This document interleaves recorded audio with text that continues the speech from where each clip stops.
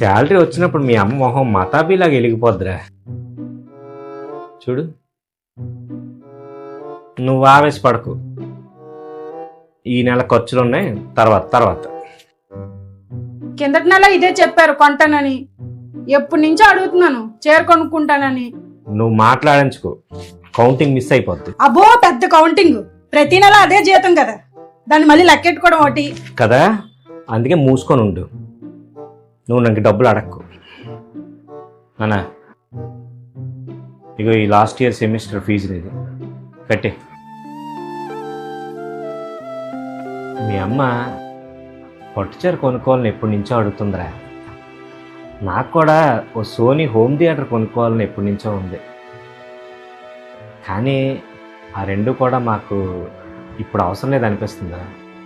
కాబట్టే శాలరీలో కొంత కూడబెట్టి ఈరోజు విత్డ్రా చేసి నీకు ఇచ్చాను. అవి ఆ డబ్బు. ఈ ఇయర్తో నీ కాలేజ్ చదువు అయిపోతుంది.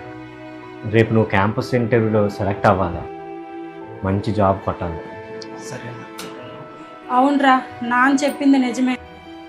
నా చీర మాటకేం కానీ నువ్వు క్యాంపస్ ఇంటర్లో సెలెక్ట్ అయితే మాకు అదే చాలు. నీ భవిష్యత్తు కన్నా మా ఆనందాలు గొప్పవేం కావురా.